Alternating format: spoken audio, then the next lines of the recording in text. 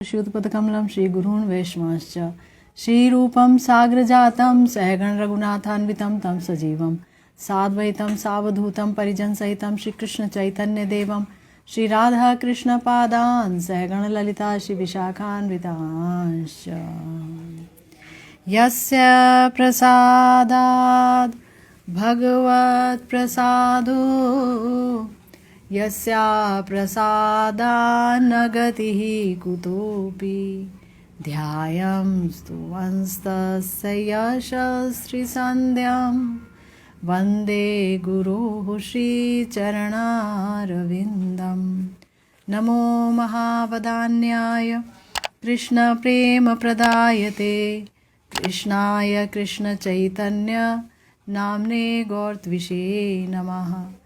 हे कृष्ण करुणा सिंधु दीनबंधु जगत्पते गोपेश गोपिकान्त राधाकान्त नमोस्तुते। तप्त कांचन गौरांगी राधे वृंदावनेश्वरी वृषभानुसुते देवी त्वं नमामि हरिप्रिये। जय रूप सनातन भट्ट रघुनाथ श्री जीव गोपाल भट्ट दास रघुनाथ এই ছয় গোসাইর করি চরণ বন্দন যাহা হইতে বিঘ্ন নাশ অভীষ্ট পূরণ वाञ्छा कल्पतरुभ्यश्च कृपा सिन्धुभ्येव च पतितानां पावनेभ्यो वैष्णवेभ्यो नमो नमः। हरे कृष्णा कृष्णा कृष्णा हरे हरे हरे राम राम राम हरे हरे। हम सब लोग श्रीपाद नरोत्तम दास ठाकुर महाशय की प्रार्थना पर चर्चा कर रहे हैं। कल आपने सुना जहाँ साधक देहोचित्त लालसा से युक्त होकर के श्रीपाद नरोत्तम दास ठाकुर महाशय कह रहे हैं, हरि हरि कबे मोर हुईबे सुदिन भजिबो से राधा कृष्ण हुई प्रेमाधीन सुयंत्रे मिशाइया गाबो सुमधुरतान आनंदे कोरिबो दोहार रूप गुण गान राधिका गोविंद बोली कांदिबो उच्चे ही स्वरे भीजिबे सकल अंग नयने रनीने। एक बार करुणा करो रूप सनातन रघुनाथ दास मोर श्री जीव जीवन। एक बार करुणा करो ललिता विशाखा सख्य भावे मोर प्रभु सुबल आदि सखा। सबे मिली करो दया पूर्वक मोर आश प्रार्थना करिए सदा नरोत्तम दास।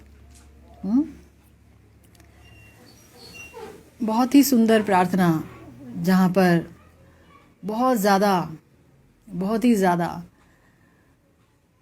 लालसा अधीरता उनके श्रीमुख से प्रकट हो रही है, जहाँ वो कह रहे हैं कि हरि हरि मेरा ऐसा शुभ दिन कब आएगा जब मैं प्रेम के अधीन होकर के श्री राधा कृष्ण का भजन करूँगा।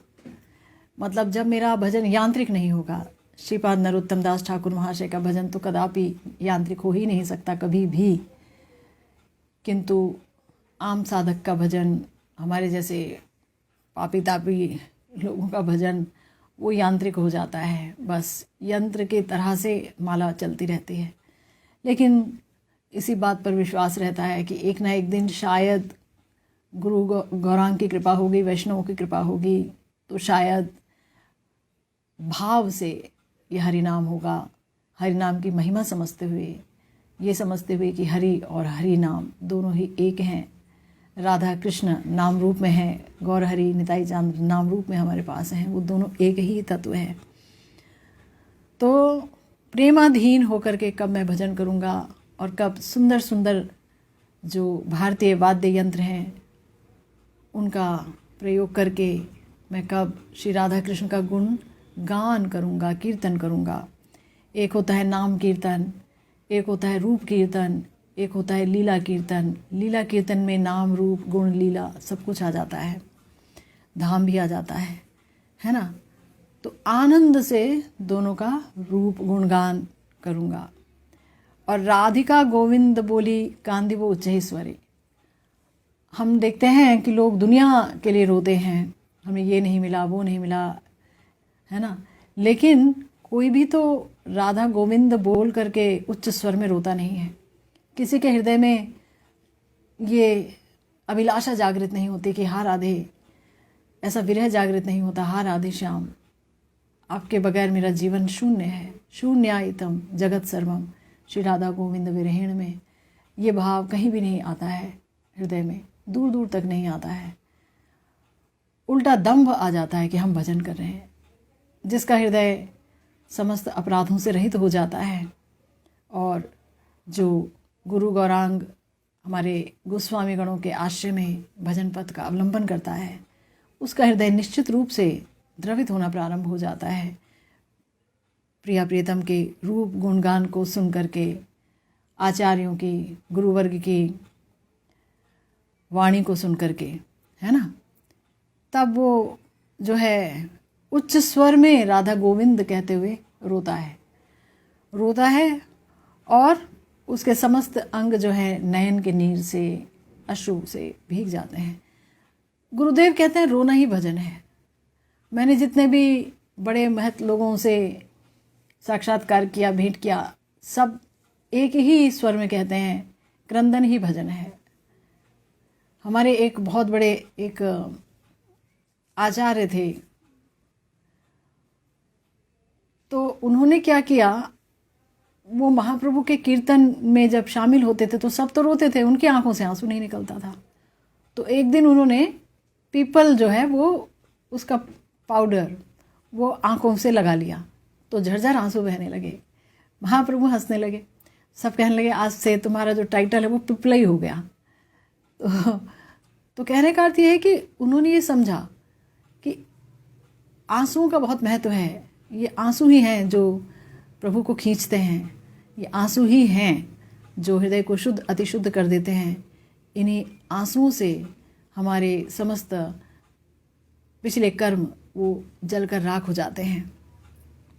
इसीलिए अब श्री रूप सनातन की करुणा मांग रहे हैं, कह रहे हैं कि ये जो रूप सनातन है ये मुझ पर कृपा करें, है ना। तो गुरुदेव जो लिख रहे हैं, आइए अब वो चर्चा करते हैं, जहाँ पर कह रहे हैं गुरुदेव कि प्रेमाधीन भजन लालसा व्यक्त कर रहे हैं श्रीपाद नरोत्तम दास ठाकुर महाशय, जहाँ कह रहे हैं कि राधिका गोविंद बोली कांदिबो उच्चहि स्वरे भीजिबे सकल अंग नयनेर नीरे। भजन का मतलब होता है खोजना, अभाव महसूस करना, हृदय में अभाव महसूस करना कि नहीं, वो जो मेरी नितांत अपने हैं तो वो कहाँ हैं, कहाँ पर हैं वो। हरिनाम करते हुए, आकुलता से क्रंदन करते हुए उन्हें ही पुकारा जाता है। तो गुरुदेव कहते हैं ये खोज है अगर भजन में, तो यानी भजन हो रहा है। अनादिकाल से कृष्ण बहिर्मुख जीव मायाबद्ध अवस्था में संसार रोग से ग्रस्त है। महत कृपा से वो जब भक्ति पथ का आश्रय लेता है और श्री गुरु वैष्णव की कृपा से उसमें स्वस्वरूप का जागरण होता है, तो देह दैहिक आदि अनित्य वस्तुएं मिथ्या लगने लगती हैं। भक्ति पथ का आश्रय लेने के लिए महत कृपा अति आवश्यक है, सत्संग आवश्यक है। और जब गुरुदेव और वैष्णव की कृपा हो जाती है, तब भक्त में अपने स्वरूप का जागरण होता है कि मैं आत्मा हूँ। शुरुआत तो यहीं से होती है कि मैं आत्मा हूँ, मैं शरीर नहीं हूँ, शरीर नहीं हूँ, शरीर नहीं हूँ, मैं आत्मा हूँ, आत्मा हूँ, आत्मा हूँ। शरीर जर्जर हो जाए, समाप्त हो जाए, तो भी मेरी समाप्ति नहीं होगी। और जब वो रागमार्ग का भजन अवलंबन करता है और गुरु कृपा से उसको स्वरूप की प्राप्ति होती है, वो जान जाता है कि मैं फला फला मंजरी हूँ, तो उन्हीं की कृपा से यानी गुरु वैष्णव की कृपा से ही उसके अंदर उस स्वरूप का जागरण होता है और देह दैहिक आदि अनित्य वस्तुएं मिथ्या लगने लगती हैं। और चिर आत्मीय यथार्थ संबंध तत्व प्राण कोटि प्रिय श्री राधा कृष्ण के लिए उसके प्राण व्याकुल हो जाते हैं, क्योंकि भगवान क्या है, चिर आत्मीय, सदा सर्वदा से आत्मीय थे, अपने थे, हैं और रहेंगे। हम किसी भी योनि में चले गए थे, है ना, आगे भी नहीं पता कहाँ जाएंगे कहाँ नहीं जाएंगे, लेकिन जहाँ भी जाएंगे भगवान हमारे हृदय में रहेंगे ही, वो हमें नहीं छोड़ते हैं। तो भगवान सबसे ज़्यादा आत्मीय हैं, सबसे ज़्यादा वो हमारी परवाह करते हैं, सबसे ज़्यादा हमारी चिंता उन्हें है ना। हमारे आसपास के लोग चिंता करते हैं, लेकिन वो क्या कर लेंगे, जो हर कोई डूब रहा है तो वो भी डूब ही रहे बेचारे, है ना। लेकिन ठाकुर जी जानते हैं, राधा रानी जानती हैं, श्याम सुंदर जानते हैं कि इसको मुझे कैसे धीरे धीरे धीरे इसकी भक्ति को परिपक्व करके और इसे अपने पास लेना है। तो उनके लिए प्राण व्याकुल तभी होते हैं जब स्वस्वरूप का जागरण होता है। तब देह और दैहिक से संबंधित सभी वस्तुएं झूठ लगती हैं, मिथ्या लगती हैं, अलीक लगती हैं, है ना। तब भक्त हा राधा गोविंद कहकर उच्च स्वर से रोता हुआ उनका आह्वान करता है, उन्हें खोजता है। उसका सर्वांग अश्रु जल से भीगता रहता है। विश्व में श्री राधा गोविंद को छोड़ सांत्वना की और कोई वस्तु और कोई विषय उसके लिए नहीं रहता, और शीघ्र ही श्री राधा माधव उसे अपने चरण कमलों की सेवा देकर कृतार्थ करते हैं। जब यह अवस्था हो जाती है, जब भाव की अवस्था हो जाती है, जब प्रेम उत्पन्न होने लगता है, तब जो जीव है वो श्री राधा गोविंद को छोड़कर और किसी भी चीज़ से बहलता नहीं है, उसे बहकाया नहीं जा सकता कि आपके लिए ये ले आए या ये चीज़ है। क्या चीज़ है उनके आगे? प्रिया प्रियतम के अलावा कोई चीज़ ही नहीं है। भक्त की नज़र हर जगह उन्हें ही खोजती रहती है। तो इसीलिए अब गुरुदेव कह रहे हैं कि अगर कोई यथार्थ भजन करेगा तो उसके प्राणों में व्याकुलता जागृत होगी ही, प्राण कातर होंगे ही। ये जो यथार्थ शब्द है बड़ा इम्पॉर्टेंट है। यानी कि अगर भजन हो रहा है और उसमें भजन करते करते हमारे हृदय में राधा गोविंद का अभाव नहीं जागृत हो रहा है, उनके लिए विरह जागृत नहीं हो रहा है, विरह से कातर नहीं हो रहे हैं भक्त हम लोग, तो क्या है, तो फिर भजन अभी यथार्थ हुआ नहीं है। भजन हो रहा है, सच्ची बात है, यथार्थ नहीं हुआ है। यथार्थ का मतलब है तब तो प्राणों में व्याकुलता जागृत होगी ही, प्राण कातर होंगे ही। एक जो माँ जिसका बच्चा मर जाता है या बच्चा गुम जाता है, तो वो माँ पागलों की तरह बच्चे का नाम लेकर पुकारते पुकारते मोहल्ले मोहल्ले में रोती घूमती है। हम देखते हैं कि जिस एक ही बच्चा था, ये तो मतलब सिर्फ इसी जगत की बात नहीं है कि मनुष्यों की ये हालत है, पशुओं में भी हालत है। मनुष्य में तो विवेक होता है, तो उनकी भी हालत है कि अगर उनका बच्चा गुम हो जाए या मर जाए तो फिर वो क्या हो, उसे सारा दुनिया ही बच्चा में नज़र आती है। वो यहाँ वहाँ हर जगह सोचती है कि अरे वो बच्चा भाग के आ रहा है, वो मेरा बच्चा तो नहीं है। हर जगह वो अपने बच्चे को देखती है। क्या हमारी ऐसी स्थिति है कि हम हर जगह राधा कृष्ण को देख रहे हों? कहीं आ तो नहीं रहे हैं, कहीं से कोई संकेत तो नहीं आ रहा है? नहीं होता, नहीं होता। प्राण में ऐसी कातरता जागृत नहीं होती। तो गुरुदेव कहते हैं कि भाई प्राकृत नश्वर जगत के अनित्य मायामय प्रेम की ऐसी ही रीति है कि जो है खोजना पड़ता है उनको, प्रिया प्रियतम को। तो फिर उन नित्य शाश्वत तत्व प्राण कोटि प्रियतम श्री राधा गोविंद के लिए भक्त के प्राणों में व्याकुलता अगर जागृत होती है तो इसमें विचित्र क्या है? किसी भक्त के हृदय में आकुलता व्याकुलता जागृत हो गई और सारा दिन उसके आंखें बरसती रहती हैं, तो बोल रहे हैं कि जब यहाँ का अनित्य नश्वर बेकार जड़ शरीरधारी व्यक्ति के लिए प्राणों में ऐसी व्याकुलता जागृत होती है कि कुछ भी अच्छा नहीं लगता उसके बगैर, हर जगह उसकी खोज लगी रहती है कि कहाँ है, तो वो जो नित्य हैं, शाश्वत हैं, सदा सर्वदा से हमारे थे हैं और रहेंगे, वो अपने प्राण कोटि प्रियतम, कोटि कोटि प्राण जिन पर वारे जा सकते हैं, बलिहारी दी जा सकती है, ऐसे श्री राधा गोविंद के लिए भक्त के प्राणों में व्याकुलता जागृत होगी ही, होनी ही चाहिए। श्री ठाकुर महाशय साधक आवेश में सोचते हैं, मैंने भाव दशा के भजन की कामना की, वो क्या मुझ जैसे अपात्र के लिए संभव है? पर अभीष्ट देव या महत लोगों की कृपा हो, करुणा हो तो सभी संभव है। तो सोचने लगे कि मैं राधा कृष्ण को का भजन मांग रहा हूँ कि कब प्रेम से भजन करूँगा, लेकिन मैं नहीं कर सकता। माफ़ कीजिए। तो कौन कर सकता है? वो जिन पर गौर पार्षदों और युगल पार्षदों की करुणा हो जाए, वे कर सकते हैं। इसीलिए बोल रहे हैं, एक बार करुणा करो एक बार करुणा करो रूप सनातन, प्रार्थना करे सदा नरोत्तम दास।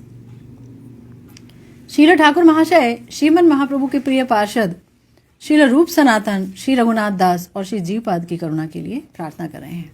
ये कौन है? रूप जी कौन है? रूप जी साधु हैं, रूप जी गौर पार्षद हैं, रूप जी वस्तुतः श्री रूप मंजरी हैं। ये हमें कभी नहीं भूलना है। रूप जी क्या कौन है? श्री रूप मंजरी जी हैं। सनातन जी श्री लवंग मंजरी हैं, रघुनाथ दास जी श्री रति मंजरी हैं, और जिन श्री जीव गोस्वामी जी के बारे में कह रहे हैं वो कौन है? वो श्री विलास मंजरी हैं। तो ये जो मंजरियां हैं इन्हीं की करुणा की कामना कर रहे हैं। जब कह रहे हैं ना, एक बार करुणा करो रूप रघुनाथ, एक बार करुणा करो रूप सनातन, दास रघुनाथ, जीव गोस्वामी पाद। तो जो कि ये आचार्य हैं, ये आचार्य जब तक कृपा नहीं करेंगे तो भक्ति के विघ्न नहीं हटेंगे। ये आचार्य जब तक कृपा नहीं करेंगे तो युगल भजन समझ ही नहीं आएगा।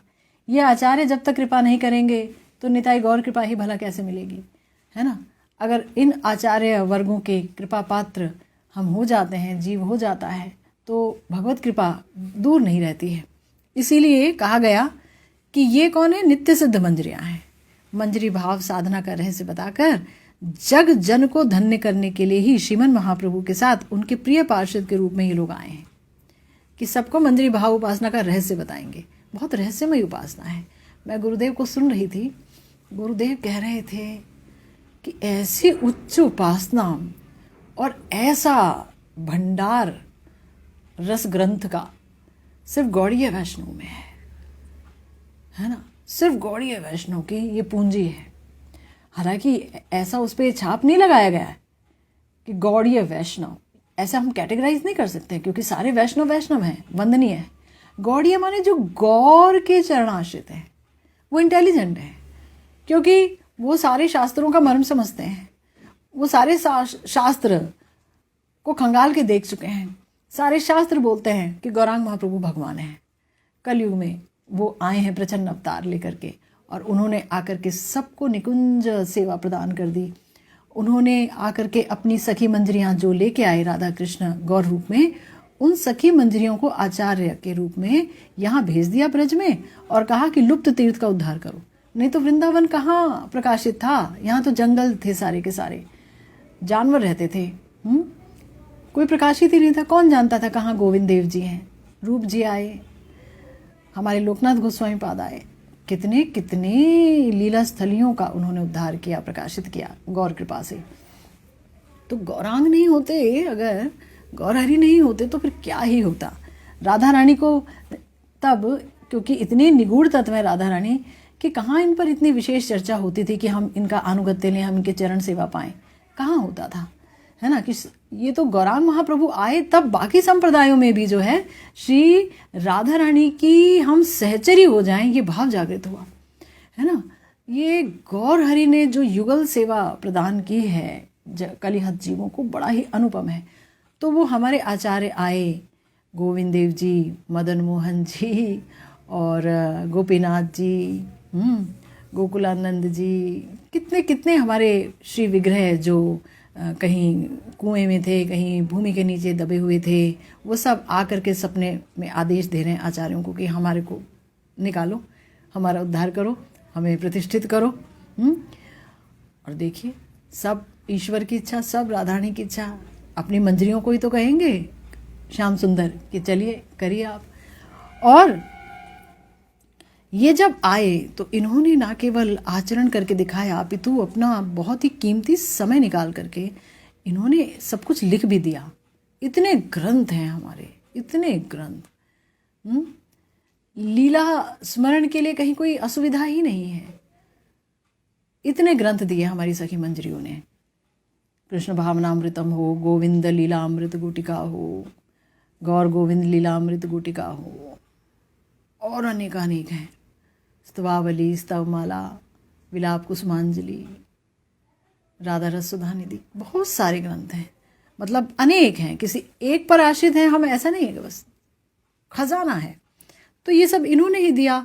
इन्होंने ही, महाप्रभु ने अपनी हार्द वस्तु मंजरी भाव साधना के प्रचार का भार इन लोगों को सौंपा है। प्रचार आप करेंगे, हैं? इन लोगों ने आदर्श रूप में स्वयं आचरण कर और ग्रंथ आदि लिखकर महाप्रभु की हार्द वस्तु जग जन के गोचर की है। सबको दिखा दिया, पकड़ करके, आंख पकड़ करके दिखा दिया, ये देखो ऐसे चलना है।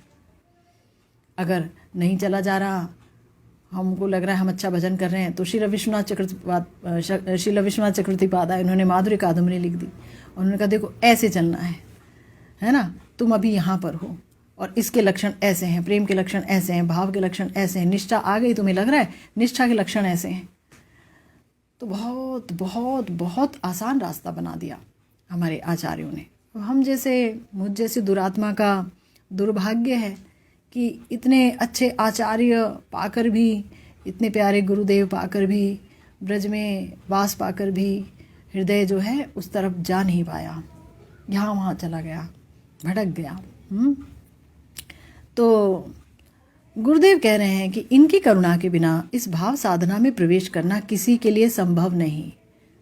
उसके बाद पूर्ण विराम, इनकी कृपा के बिना, रूप सनातन आदि आचार्यों की कृपा के बिना असंभव है, असंभव है निकुंज लीला समझना, है ना। मतलब उनके भावों को समझना, प्रिय प्रियतम के भावों को समझना, उनके मनोभावों को समझना और उनके भावों को समझते हुए परिपाटी के साथ सेवा करना, ये सब आचार्य वर्ग की कृपा से ही होता है। श्री जीव पाद की वंदना में श्रील ठाकुर महाशय ने श्रील जीव जी को जीव जीवन कहा है। श्री जीव जीवन है, मेरे जीवन है, क्योंकि श्रील जीव गोस्वामी जी के निकट श्रील नरोत्तम दास ठाकुर महाशय ने भक्ति शास्त्रों का अध्ययन किया है। सारे भक्ति शास्त्र जो श्री नरोत्तम दास ठाकुर महाशय ने पढ़े, देखिए प्रेम उनके अंदर है, गौर हरि प्रेम दे गए हैं, नित्यानंद जी के अवतार हैं, लेकिन तो भी पढ़ रहे हैं शास्त्र। और पढ़ाने वाला चाहिए कोई सरस वैष्णव ही, कोई रसिक वैष्णव ही, और उसकी व्यवस्था भी कर दी है गौर हरि ने कि जीव गोस्वामी पाद जी जो है वो पढ़ाएंगे, वही पढ़ाएंगे, रस वो समझाएंगे। रूप जी के अनुगत्य में रहे श्री जीव जी, हमेशा रूप जी के शिष्य हैं, तो उनसे अच्छा कौन बता सकता है। रूप जी तो महाप्रभु के मनोभीष्ट को जानते ही हैं। तो श्री जीव गोस्वामी जी ने उन्हें पढ़ाया है और श्री जीव पाद ने उनकी गहन अनुभूति देखकर और संतुष्ट होकर उन्हें श्री ठाकुर महाशय की उपाधि प्रदान की है, श्री ठाकुर महाशय। इसीलिए श्री जीव गोस्वामी पाद श्री ठाकुर महाशय की शिक्षा गुरु होने के कारण प्राण स्वरूप है ना। हमें कभी भी ये नहीं सोचना चाहिए कि गुरु के मामले में कभी हमें ऐसे कैटेगराइज नहीं कर देना चाहिए कि हाँ इन्होंने हमें दीक्षा दी है और तो ये जो है ये गुरुदेव हैं और जिसने हमें शिक्षा दी है हमेशा, है ना, वो कुछ नहीं है। तो यहाँ पर देखिए हम सीख सकते हैं, श्री जीव गोस्वामी पाद जी का नाम ले रहे हैं, श्री लोकनाथ जी का नाम लेते हैं, श्री जीव गोस्वामी जी का भी नाम लेते हैं, नरोत्तम दास ठाकुर महाशय, कि वो मेरे शिक्षा गुरु हैं, मेरे प्राण स्वरूप हैं। दीक्षा से ब्रह्म संबंध तो हो गया, लेकिन अब इस संबंध की पुष्टि कैसे होगी, पोसेंगे कैसे इस संबंध को, ये तो हमारे शिक्षा गुरु वर्ग ही हमें सिखाएंगे कि कैसे भजन करना है। तो जीव गोस्वामी पाद वैसे ही हैं, उन्होंने सिखाया सब कुछ। तो श्रील ठाकुर महाशय ने जहाँ अपने शिक्षा गुरु को अपना जीवन स्वरूप बोला है, वहीं पर श्रील ठाकुर महाशय ने अपने मंत्र गुरु श्री लोकनाथ प्रभु को भी लोकनाथ लोकेर जीवन कहा है। वस्तुतः शिक्षा गुरु और दीक्षा गुरु होने के कारण ये दोनों ही श्रील ठाकुर महाशय के जीवन हैं, क्योंकि इन्होंने ना केवल श्री नरोत्तम दास ठाकुर महाशय के जीवन में बदलाव लाए ये लोग, अपितु विश्व में शास्त्र प्रचार के कारण और भजन आदर्श स्थापित करने के कारण ये जग जीवन है, ऐसा जानना होगा कि सिर्फ श्री नरोत्तम दास ठाकुर महाशय के ही वो जीवन है ऐसा नहीं है, वो जग जीवन है, सबके जीवन है, क्योंकि भक्ति का आदर्श उन्होंने प्रकाशित किया है ना, ग्रंथ दिए हैं, आचरण दिया है, और फिर हैं भी तो वो नित्य सिद्ध मंजरियाँ, और मंजरी भाव उपासना तो मंजरियाँ ही सिखा सकती हैं। और ये भी कहा गया कि श्री रघुनाथ दास मोर श्री जीव जीवन का अर्थ ये भी है कि श्री जीव जिनके जीवन स्वरूप हैं उन्हीं श्री रघुनाथ दास गोस्वामी पाद की करुणा चाहते हैं। श्री रघुनाथ दास गोस्वामी पाद ने अपने मुक्ताचरित के उपसंहार में स्वयं कहा है, जीवाख्यस्य मदेक जीवित तनु, अर्थात श्री जीव मेरे एकमात्र जीवन स्वरूप हैं। देखिए, रघुनाथ दास गोस्वामी जी जब आए यहाँ पर नीलाचल से श्रीमन महाप्रभु के अंतर्ध्यान होने के बाद, तो रूप सनातन जी को ही अपना उन्होंने शिक्षा गुरु मान लिया। रूप जी के अनुगत्य में उनका जो श्री राधा जी का भजन है, वो जिस तरीके से प्रारंभ हुआ और उन्होंने उनके सलाह पर श्री राधा कुंड को ही अपना वास स्थान बना लिया और वहीं वो रहने लगे, और राधा रानी के कुंड पर रहकर कुंडेश्वरी के लिए दिन रात क्रंदन करते करते जिस प्रकार से उन्होंने आचरण के द्वारा सिखाया कि कैसे रोया कैसे जाता है किशोरी जी के लिए, है ना, उसका जगत में अन्य कोई मिसाल बहुत आसानी से दिखने में नहीं आता है। बहुत सारे आचार्य हैं, है ना। देखिए, हमारे आचार्य, देखिए दुनिया में जितने भी संप्रदाय हैं सबके आचार्य बड़े वंदनीय हैं, प्रणम्य हैं, उनके चरण की धूल हमारे माथे पर। किंतु ये जो हमारे ये जो आचार्य हैं रूप सनातन आदि, है ना, ये अन्य आचार्यों की तरह नहीं है। अन्य आचार्यों ने भी किया भजन, पर वो कुछ ग्रंथ वगैरह नहीं लिखते रहे। ये तो भजन भी करते थे और रात को बैठ के ग्रंथ भी लिखते थे।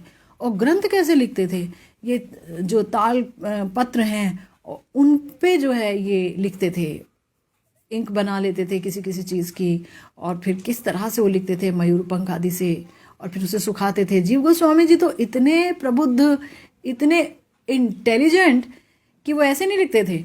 वो क्या करते थे कि एक तालपत्र लिखा तो फिर अब जो है दूसरा यहाँ पर लिखना होगा, लेकिन ये तो अभी तो स्याही जब सूखेगी तब ऐसे पलट सकते हैं, तो पलटा नहीं जाएगा, तो फिर यहाँ पर लिख दिया उन्होंने 3rd पेज पे, और 2nd पेज पे, और उतना छोड़ दिया कि 2nd पेज की व्याख्या 2nd पेज पे करूँगा, 3rd की व्याख्या यहाँ कर देता हूँ, बाद में 2nd की व्याख्या। क्या इंटेलिजेंस है, ऐसा हमने आचार्यों के महत्व के मुख से सुना है। इसलिए जीवन ही है सबके। श्री जीव गोस्वामी पाद बड़े ही करुणामय हैं। तो श्री जीव जो हैं, मतलब मैं आपको बता रही थी, माफ़ कीजिएगा, मैं आपको बता रही थी कि हमारे जो आचार्य हैं रात रात को ये सब लिखते थे। और अन्य अनेक संप्रदाय हमने देखे, वहाँ पर आचार्य आए ज़रूर, पर वो ग्रंथों का भरमार नहीं कर गए। कुछ कहीं कहीं हुआ होगा, मगर अक्सर यही देखा गया कि सबने आस्वादन किया है। ऐसा नहीं उन्होंने जगत को कुछ नहीं दिया, उन्होंने अपनी आस्वादन की परिपाटी दी है। उन्होंने कुछ ना कुछ थोड़ा बहुत लिखा भी है, लेकिन इतना विपुल साहित्य भंडार जो गौड़ीय वैष्णवों की संपत्ति है, ऐसी कहीं नहीं है। सब लोग इसी साहित्य भंडार में डुबकियां लगाते हैं और फिर उसी को उगाड़ते हैं, सब के सब। और ये बहुत सुंदर बात है। क्यों सुंदर बात है? क्योंकि विश्व कल्याण के लिए ही हमारे आचार्यों की ये उनका अवदान है। वो किसी 1 या 2 या 10 को देख के नहीं लिख रहे हैं, वो सबको देना चाह रहे हैं। क्योंकि महाप्रभु सिर्फ पर्टिकुलर लोगों के भगवान है ऐसा नहीं, वो तो भगवान है। जैसे राधा कृष्ण सबके हैं वैसे महाप्रभु सबके हैं, है ना। तो कहा यह गया कि इसके पश्चात श्रील ठाकुर महाशय श्री राधा रानी को प्राण संप्रिय प्रधान सखी द्वय श्री ललिता विशाखा की करुणा की कामना कर रहे हैं। राधा रानी की प्राण संप्रिय प्रधान सखी द्वय, इन दोनों की कृपा के बिना ब्रज निकुंज में प्रवेश पाना सर्वथा असंभव है। ललिता विशाखा जी के बगैर तो कृष्ण भी नहीं आ पाते हैं अंदर। ललिता जी अगर कहती हैं श्री राधा रानी को कि अब तुम कृष्ण से बात नहीं करोगी, श्री कृष्ण ने ऐसा ऐसा कर दिया, अब तुम एकदम चुप रहोगी, और ललिता जी बात करना भी चाहती हैं, तो भी वो कहती हैं कि जाओ कृष्ण को बोलो, क्या वो मेरी सखी के पराक्रम को नहीं जानते? क्या उनसे डर नहीं लगता उन्हें? मैं अभी कथा नहीं बोल सकती, बात नहीं कर सकती। तो ललिता जी बड़ी ही कृपामयी हैं। श्री स्वरूप दामोदर जी के रूप में गौर लीला में श्री ललिता जी आई हैं, और श्री विशाखा जी आई हैं श्री रामानंद जी के रूप में। और ये इतने करुणामय हैं कि देखिए अपना अनेक विस्तार करते हैं। यहाँ पर भी कहा गया, ब्रज में बताया गया कि श्रीपाद हरिदास स्वामी जी के रूप में श्री ललिता सखी जी आई हैं, और श्री हरिराम व्यास जी के रूप में श्री विशाखा सखी जी आई हैं, ये भी माना जाता है। तो देखिए कितना कितना विस्तार करते हैं। हर जगह बस कृपा से लोगों को आत्मसात करना चाहते हैं। ठाकुर जी की कृपा का कोई और छोर नहीं है ना, हर जगह हर तरीके से। तो ललिता विशाखा जी देखिए यहाँ भी आई, वहाँ भी आए हुए हैं, और उनकी कृपा बहुत ज़रूरी है। इसीलिए बार बार हमारे नरोत्तम दास ठाकुर महाशय कहते हैं कि स्वरूप रूप सनातन से कब उनकी अनुग्रह, उनकी करुणा कब होगी। उनकी करुणा का मतलब है ललिता विशाखा जी की करुणा। जब उनकी कृपा हो जाएगी, ललिता विशाखा जी की कृपा हो जाएगी, तो ब्रज निकुंज में प्रवेश पाना संभव हो पाता है। अंत में देखिए हैं तो मंजरी भावोपासक, लेकिन सुबल और मधुमंगल आदि जो प्रिय नर्म सखा हैं, 8 प्रकार के सखा हैं श्याम सुंदर के साथ जो रहते हैं, प्रिय नर्म सखा, ये जो है कुंज तक जाते हैं राधा रानी और सखियों के पास। ये निवृत्त निकुंज में नहीं जाते हैं, लेकिन कुंज तक इनका आवागमन रहता है और श्री कृष्ण के साथ रहते हैं। और श्री कृष्ण के हृदय की जो श्रृंगार रस की जितनी भी गुप्त बातें हैं वो सुबल आदि और मधुमंगल जी जानते हैं। तो इसीलिए सुबल जी का नाम पहले लिया, क्योंकि सुबल जी जो हैं वो श्याम सुंदर के प्रिय नर्म सखा हैं और उनकी बड़ी मदद लेते हैं अपने हृदय की बात को कहने में, श्याम सुंदर अपने दुख को कहने में, या जो है श्री राधा रानी से मुलाकात हो उसकी व्यवस्था करने को भी कहते हैं, क्योंकि सुबल जी की जो शक्ल है वो श्री राधा रानी से मिलती है, उनका चेहरा श्री राधा रानी से मिलता है। और इसी बात का फ़ायदा उठा करके सुबल राधा रानी का वेश धर करके, मतलब आते सुबल के रूप में हैं, जटिला कुटिला को कहते हैं कि मेरी जो है यहाँ पर गैया का बछड़ा वो यहाँ घूम गया है, तो मैं उसे ही ढूंढने आया हूँ, पीछे कहीं होगा। तो बोलते हैं कि अच्छा ठीक है, ढूंढ लो। वो अंदर चले जाते हैं, राधा रानी को बोलते हैं कि जाओ, तुम्हारा इंतज़ार कर रहे हैं श्याम और बहुत व्याकुल हैं, बहुत क्रंदन कर रहे हैं, चली जाओ और ये मेरे कपड़े पहन लो और ये बछड़ा का बच्चा भी ले लो, या कोई जो है भेड़ का बच्चा, छोटा भेड़ का कुछ भी दे देते हैं और बोलना मिल गया, ऐसे कहते हुए निकल जाना। और राधा रानी के कपड़े पहन के खुद बैठ जाते हैं। इतनी सिमिलैरिटी है दोनों के चेहरे में, इतनी समानता है कि जब राधा रानी सुबल जी का वेश लेकर के श्याम सुंदर के पास पहुंचती है तो श्याम सुंदर नहीं पहचान पाते हैं कि ये जो है राधा रानी है कि सुबल सखा है, एकदम पहचान नहीं पाते हैं। और फिर वो वहाँ पर आनंद लेती हैं बोल बोल करके, अरे वो तो आई नहीं, और ये सब देखती हैं उनके भाव मनोभाव को। तो इसीलिए उन प्रिय नर्म सखाओं की भी करुणा और उनकी कृपा को भी मांग रहे हैं, जो कि सखी भाव मिश्रित हैं, सुबल आदि नर्म सखा, और अत्यंत रहस्यज्ञ और प्रणयगण में श्रेष्ठ हैं। श्री राधा गोविंद की मिलन लीला में इन लोगों का रहस्यमय सेवाधिकार है, श्री राधा जी की कृपा है उन पर, है ना, सखी भाव से युक्त हैं। इसीलिए श्री राधा माधव के भजन में इन लोगों की करुणा भी एकांत भाव से अपेक्षित है।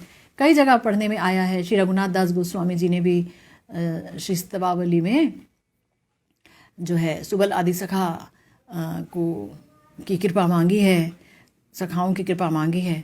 तो यहाँ पर भी जो है ऐसा कहा गया, संयुक्त रूप से श्री गौर सुंदर और श्री राधा कृष्ण के पार्षदों की करुणा की प्रार्थना कर रहे हैं कि वे गौर सुंदर के पार्षद अगर मुझ पर कृपा करेंगे, हैं, तो राधा कृष्ण के पार्षद की कृपा होगी ही, क्योंकि वही वो हैं, दोनों ही एक तत्व हैं।